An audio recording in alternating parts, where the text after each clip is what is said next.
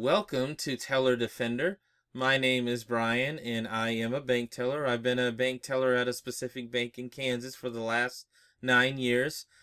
And the purpose of Teller Defender is to help people defend against scams.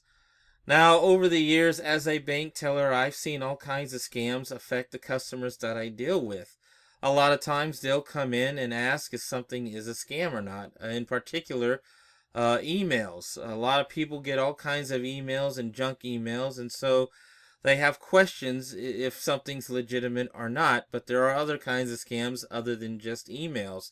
People get texts all the time from different places, and so they want to know if that's a scam or if it's legitimate or not.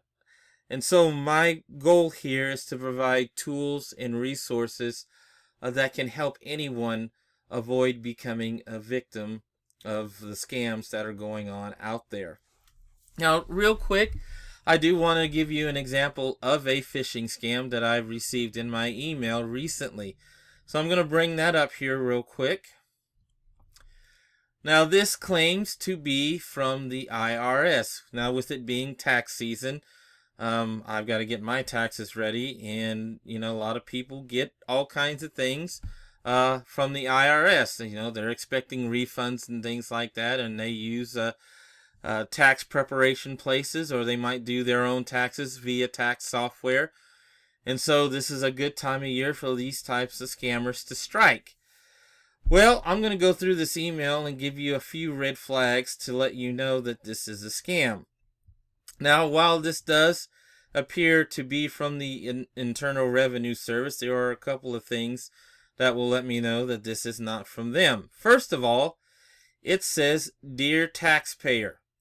Now, I don't know why the IRS would address you as "Dear Taxpayer," because if you have a legitimate account or something set up with them, they should address you by your first name, not "Dear Taxpayer." So that's one of the biggest red flags that identifies this email as being a scam. But there's one far bigger than that I'm going to show you real quick.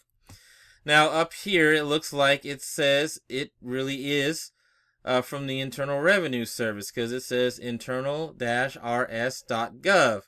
But watch what happens when I put my cursor on it. Another box pops up, and there's an email address right below it. That is the actual email address that this email came from. And as you can see, it has nothing to do with the IRS at all. Now, it tries to use that, the internal-rs.gov, to fool you into thinking that it is a legitimate email from the Internal Revenue Service. But once you hover the cursor right over it, you can quickly see that this is a fraudulent email. It really is not from the IRS. Now, the purpose of this email is they want me to click this link to view my tax document. But I'm not going to do that because it's going to lead me to a fraudulent site, or it's going to have me download something that could affect my computer. I don't want to do that. But they've also got a phone number listed.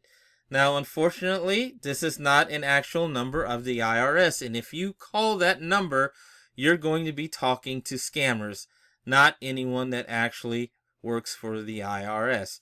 But this is just one sample of the many kinds of phishing emails that circulate out there. I've got a lot of other examples of phishing emails that I've received, and I'm sure a lot of you have received something similar as well.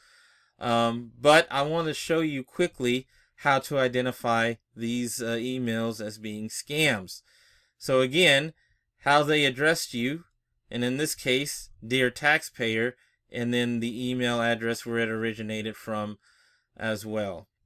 So this is just something I want to show you. I definitely will have more videos showing things like these. I will also have videos showing and talking about people who have become victim of these kinds of scams and all other kinds of scams out there. There are romance scams. There are crypto scams.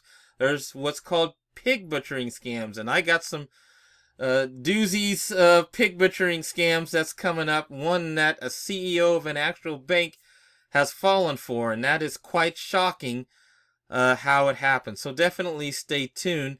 One thing I do want to mention too is that I am creating a community where we can talk about all kinds of scams. You can have, if you've got questions about it, scams or anything that might be in your head. It's a free community that you can join. You can sign up for. There's just a few questions that you have to answer when you sign up. But I will have a link to it in my description of this video. And I've also got a free tool that you can use to help you defend against scams, especially if you receive scams over the telephone. And believe me, there are a lot of scammers that try to fool people over the phone. So this was just a quick video showing you an example of a phishing scam in an email that I've received. So I hope you've enjoyed this video, and I definitely hope you check back soon.